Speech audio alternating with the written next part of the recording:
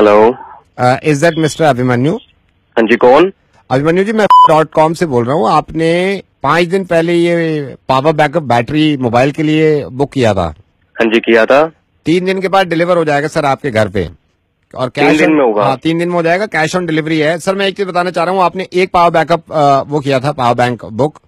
हाँ, एक ही किया था मैंने। सर हम 2 भेज रहे हैं, तो आप कैश ऑन डिलीवरी दो, 2 की पेमेंट कर दीजिएगा आप घर पे।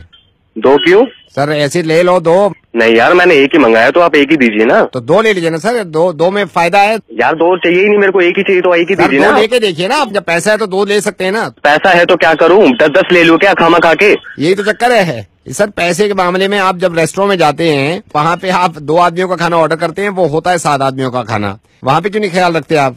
ये समझ में नहीं आता, ये ऐसे क्यों होता है। रेडियो मिर्ची से नवीद बोल रहा हूँ। फोन मत काटिएगा, जरा मेरी बात ध्यान से सुन लीजिए प्लीज। मैं गुजारिश कर रहा हूँ आपसे। मुझे मालूम है कि आप अकलमंद इंसान हैं, आपकी समझ में आ गया, लेकिन एक मैं किस्सा आपको सुनाना चाहता हूँ, इसको ध्यान से सुनिएगा। हाँ, एक फैमिली थी बहुत गरीब। इस फैमिली में 4 लोग थे, हस्बैंड, वाइफ और इनके 2 बच्चे, एक लड़का और एक लड़की। बच्चों की उम्र 4 से 6 साल थी। 4 साल का लड़का था और 6 साल की लड़की थी। इनके बाप की तबीयत खराब रहती थी, तो पैसा कमा नहीं सकते थे। ऊपर वाले का कुछ ऐसा करना हुआ कि हस्बैंड की डेथ हो गई। अब इस फैमिली में बचे 3 लोग, माँ और उसके 2 बच्चे।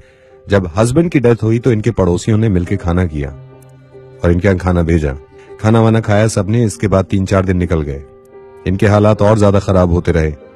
बीवी ने बच्चों का पेट भरने के लिए कुछ लोगों से उधार मांगा। ये उधार कब तक चलता? 4-5 दिन के बाद वो पैसे भी खत्म हो गए, क्योंकि इंसान है, जरूरत रहती है पेट को। तो इनके बच्चों को भूख लगने लगी। अब माँ जहां से पैसे ले सकती थी वो ले चुकी थी, लेकिन अब उम्मीद नहीं थी कि कहीं से पैसे मिलेंगे।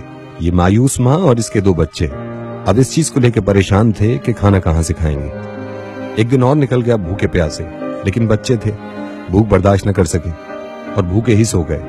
रात को तकरीबन 2:30-3 बजे उस छोटी बच्ची की आंख खुली और वो माँ के पास आई। इस बच्ची ने माँ की तरफ देखा और ये कहा कि माँ, हमारा भाई कब मरेगा? तो माँ ने कहा, तू ऐसे क्यों कह रही है? तो इस बच्ची ने कहा, क्योंकि जब पापा मरे थे तो खाना आया था, भाई मरेगा तो खाना आएगा। ये सुनने के बाद इसको कलेजे से लगा लिया। अभिमन्यु,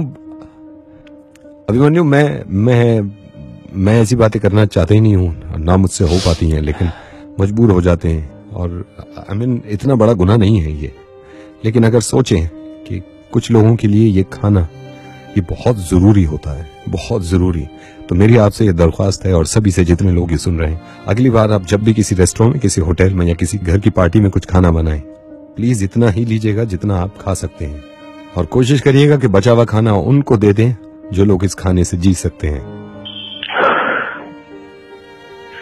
यार, मैं आपको बता रहा हूँ, चाहे मैं आप मर जाऊँ, लेकिन इस चीज का पक्का ख्याल रखूंगा। प्लीज ख्याल रखिएगा, प्लीज ख्याल रखिएगा।